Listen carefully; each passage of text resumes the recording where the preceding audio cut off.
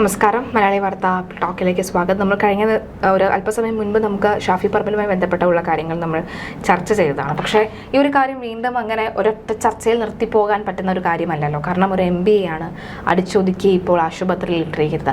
അങ്ങനെ എല്ലാവരെയും അടിച്ചൊതുക്കാമെന്ന് കരുതുന്ന ഒരു നാടല്ല അത്. ശരിയല്ല. ശിവൻകുട്ടി നേരത്തെ പറഞ്ഞത് ഞങ്ങളും കുറേ തല്ല് കൊണ്ടിട്ടുണ്ട്, അതുകൊണ്ട് ഇതൊന്നും വലിയ പർവ്വതീകരിക്കേണ്ട കാര്യമില്ല എന്നാണ് പറയുന്നത്.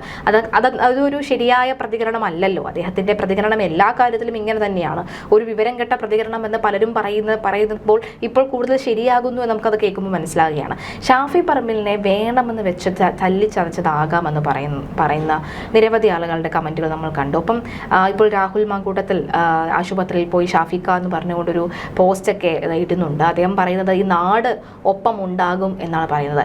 ഈ സ്വർണ്ണക്കൊള്ള, ശബരിമലയുടെ സ്വർണ്ണക്കൊള്ളയുമായി ബന്ധപ്പെട്ടുള്ള ചർച്ചകൾ ഈ വഴി വരിതിരിച്ചു വിടാൻ വേണ്ടിയിട്ട് ഷാഫി പറമ്പിലിനെ അങ്ങ് ഇല്ലാതാക്കി കഴിഞ്ഞാൽ ഒരു പക്ഷെ അത് അങ്ങനെ അങ്ങ് ഇല്ലാതാകുമെന്ന് വിചാരിച്ചിട്ടുണ്ടാകുമോ? അല്ലെങ്കിൽ വാരിക്കുഴി വെട്ടിയതിൽ വന്ന് വീണ ഒരു ഇരയായിരുന്നോ ഷാഫി? മറ്റാരെങ്കിലും വിചാരിച്ച് ലക്ഷ്യം വെച്ച് ഇട്ട ഒരു വാരിക്കുഴിയായിരുന്നോ ഇത് എന്നുള്ള ചോദ്യമൊക്കെ. ഇതെല്ലാം ശ്രീജ പറഞ്ഞ ആദ്യം ശിവൻകുട്ടിയുടെ പറഞ്ഞ അതിൽ നിന്ന് തന്നെ ഞാൻ തുടങ്ങാം. ശിവൻകുട്ടി പറഞ്ഞതുപോലെ CPMന്റെ ഒരു ശരിയായ രൂപം എന്ന് പറയുന്നത് അവരുടെ പ്രധാനപ്പെട്ട അടിച്ചൊതുക്കേണ്ടുന്ന അവരുടെ തന്നെ നേതാക്കളെ കൊണ്ടുവന്ന് ഇട്ട് കൊടുക്കും. കൂത്തുപറമ്പിലൊക്കെ നമ്മൾ കണ്ടതാണ്. അത്തരത്തിൽ പുഷ്പനി ഉൾപ്പെടെയുള്ളവരെ തളച്ചിട്ടത് നമ്മൾ കണ്ടതാണ്. അപ്പോൾ അത് അവരുടെ ഒരു പ്രത്യേക സ്വഭാവമാണ്. അതിൽ നമ്മൾ കുറ്റം പറഞ്ഞിട്ട് കാര്യമില്ല. അവരുടെ വേണ്ടപ്പെട്ടവരെ കൊണ്ടുവന്ന് രക്തത്തിൽ കുളിപ്പിക്കാൻ ഇട്ടുകൊടുത്തിട്ട് മാറി നിൽക്കുന്ന CPMന്റെ യഥാർത്ഥ തന്ത്രം, അത് രക്തസാക്ഷി എന്നുള്ളൊരു തന്ത്രം, അത് പണ്ട് കാലങ്ങളിൽ നടക്കുമായിരുന്നു. ഇതിപ്പോൾ നടക്കത്തില്ല. കാരണം മുക്കിന് എല്ലാവരുടെയും കയ്യിൽ ഫോണുകളുണ്ട്. അന്നത്തേക്ക് കാലഘട്ടത്തിൽ അധികം ആൾക്കാരുടെ കയ്യിൽ ഇത്തരത്തിലുള്ള ഫോണുകളോ ക്യാമറകളോ ഒന്നും ഇത്രയോളം വിഷ്വൽ മീഡിയാസും സോഷ്യൽ മീഡിയാസും വളർന്ന ഒരു കാലഘട്ടം. പക്ഷെ ഇപ്പോഴങ്ങനല്ല. ഈ ഒരു 10 വർഷത്തെ ഇവരുടെ ഭരണത്തിൽ അവർക്ക് മനസ്സിലായില്ല എന്ന് തോന്നുന്നു.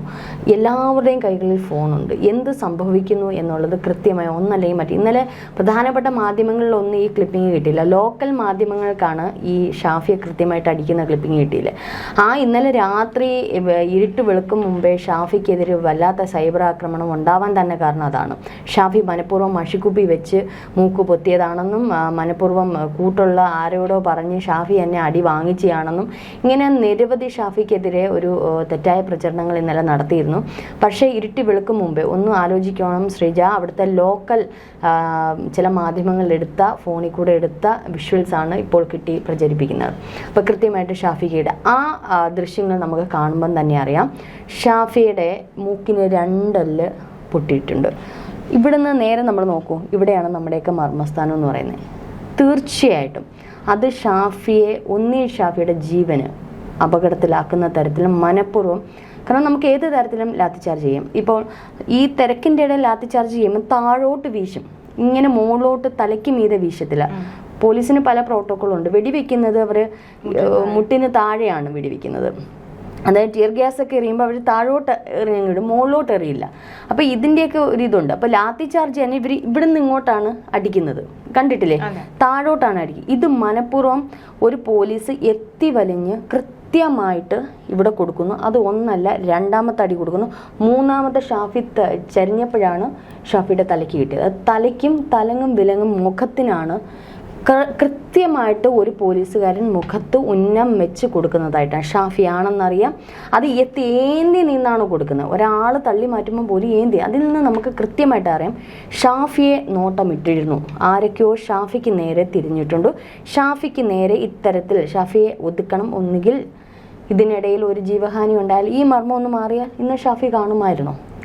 ഇന്ന് ഇങ്ങനെ ആയിരിക്കുമോ? ഇപ്പോൾ പ്രതിഷേധം കത്തിക്കൊണ്ടിരിക്കുകയാണ്. ഇങ്ങനെ ആയിരിക്കുമോ കോൺഗ്രസ് പ്രതികരിക്കുന്നത്? അല്ല. അപ്പം മനഃപൂർവ്വം ഷാഫി എന്ന് പറയുന്ന ഒരു യുവ നേതാവ് ഇനി വളർന്നു വരരുത്. രാഹുൽ കഴിഞ്ഞു. ഷാഫിക്കെതിരെ പല രീതിയിലുള്ള പ്രകോപനങ്ങൾ ഇതിനു മുന്നേ ഉണ്ടായിട്ടുണ്ട്. വടകരയിൽ നിന്നപ്പോൾ പോലും ഉണ്ടായിട്ടുണ്ട്. അതിലൊന്നും തളർന്നു വീരാതെ യഥാർത്ഥ ഒരു നേതാവിനെ പോലെ, ഒരുപക്ഷെ ഏതൊരു നേതാവിനേക്കാളും കുറച്ചൊരു ആരാധക വൃന്ദം ഷാഫിക്കുണ്ട്. അത് ഷാഫിയുടെ പ്രചരണ രീതി മാത്രമല്ല, ഷാഫി ജനങ്ങളെ കൈകാര്യം ചെയ്യുന്ന രീതിയുണ്ട്. പല ചാരിറ്റി പ്രവർത്തനങ്ങൾ ചെയ്യുന്ന ആ ഒരു രീതി എന്തോ ജനങ്ങൾക്ക് വല്ലാത്ത ഇഷ്ടമാണ്. ഇനി വരാൻ പോകുന്ന അടുത്ത മുഖ്യമന്ത്രി വളരെ പക്വതയോടുകൂടി എല്ലാ കാര്യങ്ങളും നേരിടുന്ന ഒരു വ്യക്തിയാണ് ഷാഫി പറമ്പിൽ. അപ്പോൾ എങ്ങനെ ഷാഫിയെ ഒതുക്കണം, നമുക്കറിയാം കഴിഞ്ഞ തവണയൊക്കെ പിണറായി വിജയൻ മലബാർ ഭാഗത്തൊക്കെ എന്ന് വെച്ചാൽ ഒരു മുസ്ലിം വോട്ടുകൾ CPM-നുണ്ടായിരുന്നു. ഇത്തവണ അങ്ങനെയല്ല. ഇത്തവണ കോൺഗ്രസ് മൊത്തത്തിൽ തേരോട്ടം നടത്തിയിരിക്കണം. മുസ്ലിം ലീഗിൻ്റെ ഉൾപ്പെടെ മുസ്ലിം ലീഗും കോൺഗ്രസും തമ്മിലുള്ള ഒരു ധാരണ, അതിലിനി CPM അങ്ങോട്ടേക്ക് കയറാൻ പറ്റില്ല. അപ്പോൾ ഇതൊക്കെ കൃത്യമായിട്ട് ശ്രീ പിണറായി വിജയൻ അറിയാം. അപ്പോൾ ഷാഫിയെ ഒതുക്കണം എന്നുള്ള ഒറ്റ ഇതാണ്. പല രീതിയിൽ ശ്രമിച്ചു, പക്ഷെ അതിലൊന്നും നടന്ന പെണ്ണ് കേസിൽ പോലും പെടുത്താൻ ശ്രമിച്ചു, അതിലൊന്നും നടന്നില്ല. അപ്പോൾ ഷാഫി അവിടെ വരുമെന്നറിയാമായിരുന്നു. ഷാഫി മനഃപൂർവ്വമായിട്ട് വന്നതല്ല. കാരണം ആ കോളേജ് യൂണിയൻ ചെറിയ തർക്കങ്ങൾ അത് വലിയ രീതിയിലാവുന്നു. അത് SFIയുടെ തർക്കം പിന്നീട് അത് CPM ഏറ്റെടുക്കുന്നു. CPM പിന്നെ UDF-ലേക്ക് പോകുന്നു. UDF CPM ഒരു പ്രതിഷേധത്തിലേക്ക് പോകുന്നു. അടിച്ചമർത്തലിന് ശ്രമിക്കുന്നു പോലീസ്. പക്ഷേ ആ ഒരു പ്രതിഷേധക്കാരെ തിരിച്ചു പറഞ്ഞയക്കാൻ വേണ്ടിയിട്ട് ശബരിമല വിഷയവുമായിട്ട് ബന്ധപ്പെട്ട് ഒരു പരിപാടിക്കിടയിൽ നിന്നാണ് ഷാഫി എത്തുന്നത്. അപ്പോൾ അവർക്ക് കൃത്യമായിട്ട് വല വിരിച്ചിട്ട് കൊടുക്കുമായിരുന്നു ഷാഫി വന്നിറങ്ങാനും ഷാഫി ആക്രമിക്കാനും.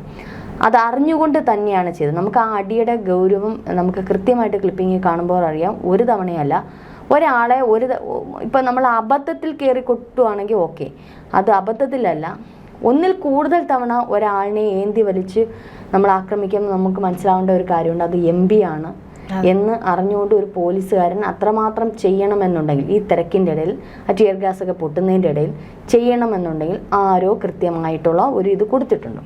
ഒരു പക്ഷേ ഇനിയും ഷാഫിയുടെ ജീവന് തന്നെ ആപത്താണ് നമ്മുടെ കേരളത്തിൽ എന്നുള്ളതാണ് ഇതിൽ നിന്നൊക്കെ. അതായത് ഇപ്പോൾ രാഹുൽ മാങ്കൂട്ടത്തിൽ ഒരു പക്ഷേ ഈ ഒരു ഘട്ടത്തിൽ നിന്ന് മാറി ഉണ്ടായിരുന്നില്ല എന്നുണ്ടെങ്കിൽ, അതായത് ഒരു പക്ഷേ ഷാഫിയോടൊപ്പം തന്നെ രാഹുൽ മാങ്കൂട്ടത്തിനും ഈ ഒരു അടി കിട്ടും. തീർച്ചയായിട്ടും ഷാഫി അടിക്കാൻ പോകുമ്പോൾ ഒരു പക്ഷേ മുന്നിൽ കയറി നിൽക്കുന്നത് രാഹുലായിരിക്കും. ഷാഫി അല്ലെങ്കിൽ രാഹുൽ, അതല്ല ആരെങ്കിലും ഒന്ന് ഒതുങ്ങിക്കഴിഞ്ഞാൽ അവിടെ CPM-ന് ഒരു ക്ലീൻ ബൗണ്ടറി ആയിരിക്കും അവിടെ ഉണ്ടാകാന്ന് കാര്യത്തിൽ സംശയമില്ല.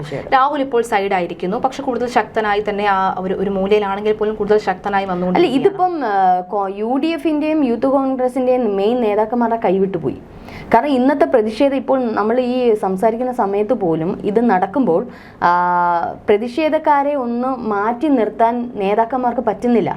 അത്രയ്ക്കൊരു വികാരം, ഷാഫി എന്ന് പറയുന്ന ഒരു വികാരം ജനങ്ങൾക്കിടയിലുണ്ട്. പ്രത്യേകിച്ച് പേരാമ്പ്ര, വടകര അങ്ങോട്ടുള്ള ഭാഗങ്ങളിലുണ്ട്.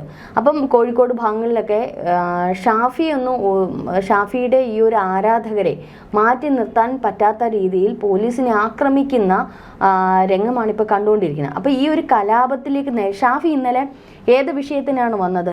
ആ വിഷയമല്ല ഷാഫിക്ക് അടി കിട്ടിയപ്പോൾ അവസാനം ഷാഫി സംസാരിച്ചത്. ചേച്ചി, ഇപ്പോൾ നോക്കിക്കഴിഞ്ഞാൽ മുഖ്യമന്ത്രി പിണറായി വിജയൻ ഇപ്പോൾ ഉള്ളത് കൊച്ചി മെട്രോയിലാണ്. അതായത് കൊച്ചി വാട്ടർ മെട്രോയുടെ പുതിയ 2 ടെർമിനൽ കൂടി ഇന്ന് ഉദ്ഘാടനം ചെയ്യുകയാണ്. അദ്ദേഹം ആ ഒരു യാത്രയിൽ പങ്കെടുത്തുകൊണ്ട് കായലിൻ്റെ കാഴ്ചകളൊക്കെ തന്നെ ആസ്വദിച്ചുകൊണ്ടിരിക്കുകയാണ്. ഇവിടെ മറുവശത്ത് പ്രതിപക്ഷത്തിൻ്റെ വലിയൊരു ആളിക്കത്തൽ ഷാഫി പറമ്പിൽ പോലെയുള്ള MP-ക്ക് നേരെ ഉണ്ടായ പോലീസിന് നരനാരായിട്ട് ആഭ്യന്തരമന്ത്രി കൂടിയായ മുഖ്യമന്ത്രി കായൽ കാഴ്ച കണ്ടുള്ള തിരക്കിലാണ്.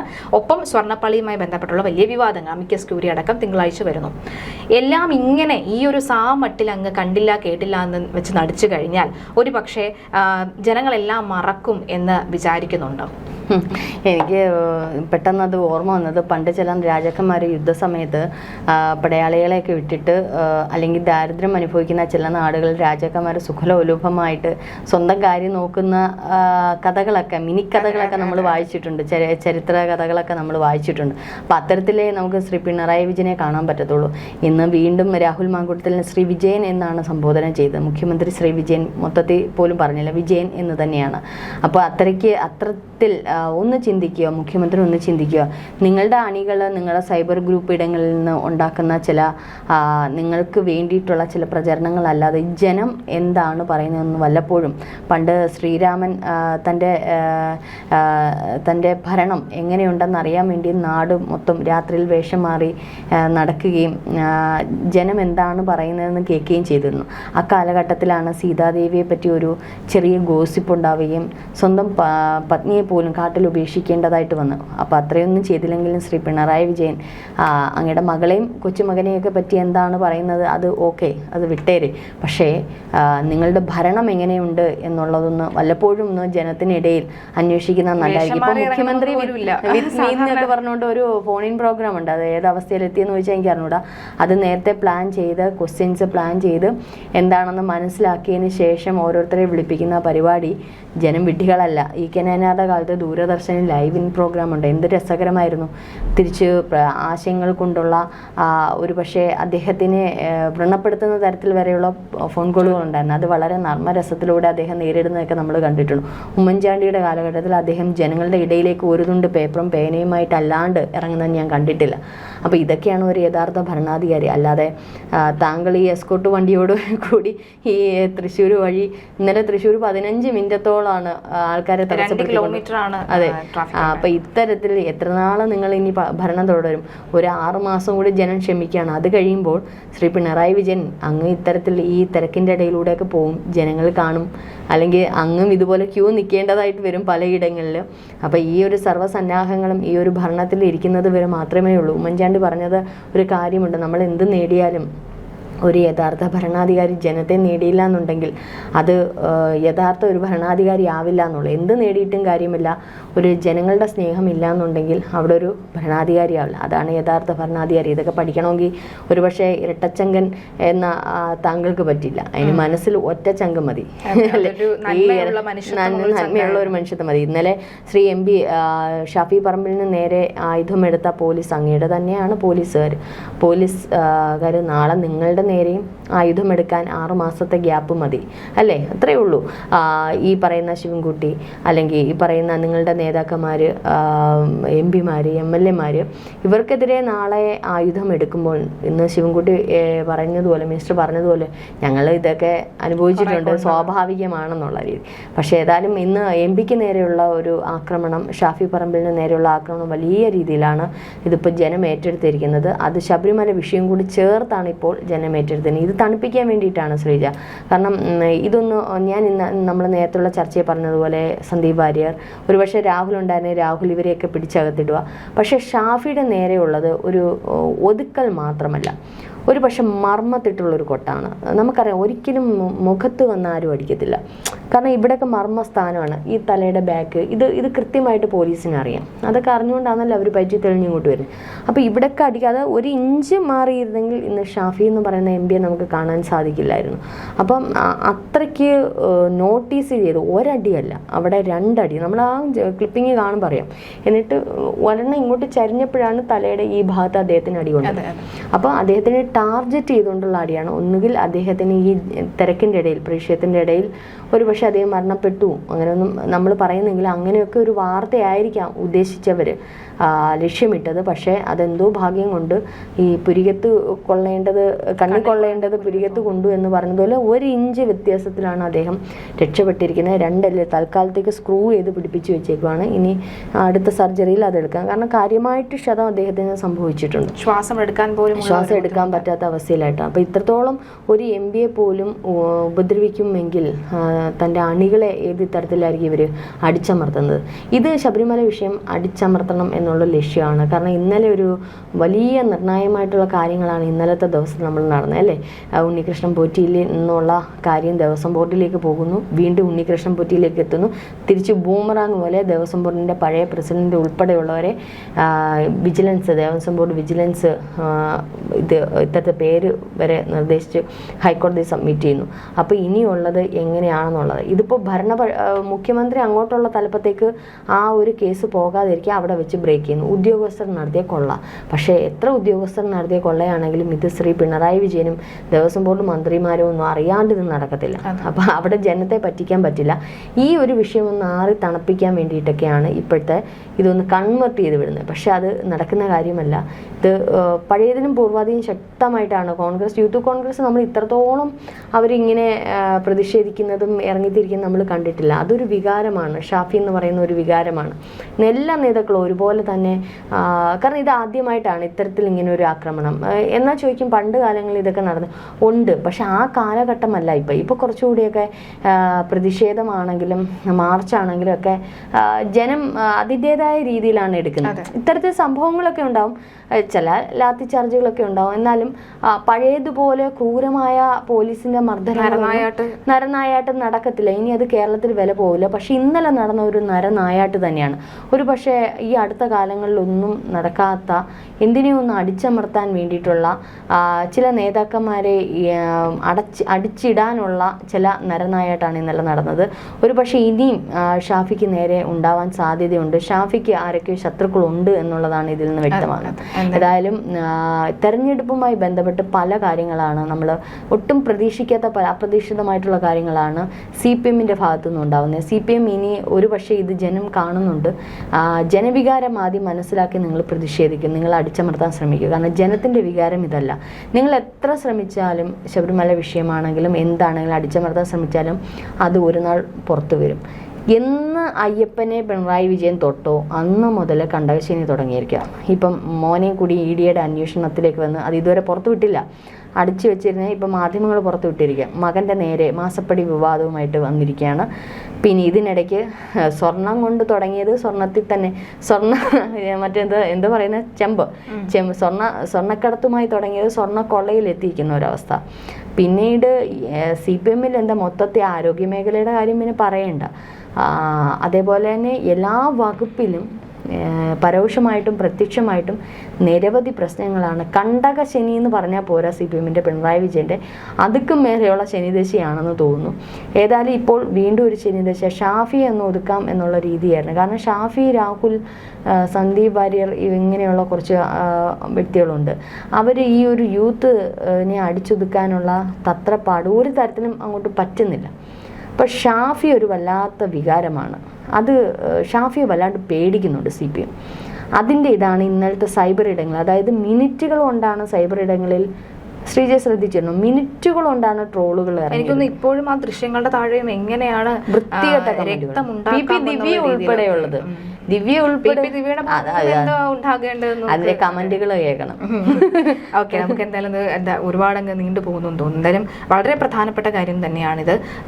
ഈ ഒരു ഘട്ടത്തിൽ ഷാഫിയെ തീർത്തിട്ട് മുന്നോട്ട് പോകാം, ഷാഫിക്ക് നേരെ വരാൻ സാധ്യതയുണ്ട്. അതെ, ഷാഫിയെ തീർത്തിട്ട് മുന്നോട്ട് പോകാമെന്ന് ആരെങ്കിലും, ഷാഫി സേഫ് അല്ല എന്നുള്ളതാണ് ഇന്നലത്തെ അടി നമുക്ക് കാണുന്നവർക്ക് അത് മനസ്സിലാവും. തീർച്ചയായിട്ടും. എന്തായാലും ഈ ഒരു വിഷയത്തിൽ ജനങ്ങൾ വലിയ വൈകാര്യത്തിലോടു തന്നെയാണ് ഈ കാര്യങ്ങളൊക്കെ സമീപിക്കുന്നത്. എന്തായാലും അങ്ങനെ ഷാഫിയെ തീർത്തിട്ട് പോകാമെന്ന് ആരെങ്കിലും കരുതുന്നുണ്ടെങ്കിൽ തെറ്റായ തീരുമാനം മാത്രമാണ്. ഇവിടെ നീതിന്യായ വ്യവസ്ഥകൾ ശക്തമായി തന്നെയുണ്ട്. എനിക്ക് തോന്നുന്നു ഇപ്പോൾ ലോക്സഭാ സ്പീക്കർക്ക് പരാതി നൽകിയിട്ടുണ്ടെന്നാണ് മനസ്സിലാക്കുന്നത്. MP-ക്ക് നേരെയാണ് കേരള പോലീസിന്റെ ഈ ഒരു അറ്റാക്ക്.